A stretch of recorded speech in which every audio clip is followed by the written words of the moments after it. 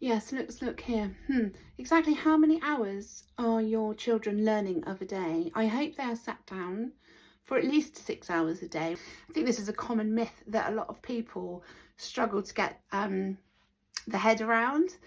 And certainly when I've spoken to people, they are shocked by how little it actually is.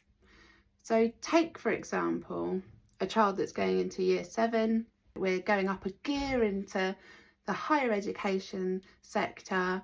But what people fail to remember, and I did too, was that when you're home educating, there's not 29, 30 other kids vying for attention. There's not only one teacher for those 30 odd children. It's actually one-on-one, be it you doing the teaching, or be it that there's a tutor teaching your children. It could be a small group online of 4 or 5 with one tutor. What I'm trying to say is that it doesn't take 6 to 8 hours to home educate your child. I know working parents that actually do their home education of an evening because actually what they really need to do is just sit down for an hour, hyper focus, and they can get it all done in that time. We have some days where we maybe do half an hour because I get the vibe that we're not really, awake enough, or we're not really in the mood for true academics. And so therefore on another day when I know that the energy level is there to learn, we can crack on and do an hour or two learning. It can fluctuate. We fluctuate what we do on what day. We have Wednesdays at the moment, which is just for horse riding, so physical education.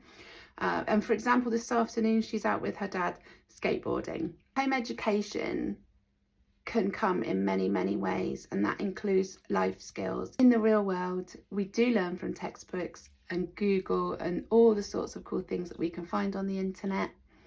But actually the day-to-day learning and repetitive tasks are a great triumph in home education. My children have learned maths and science through cooking. We do geography, we follow the news, and then we'll talk about the news. My youngest has just got really interested in Anne Frank.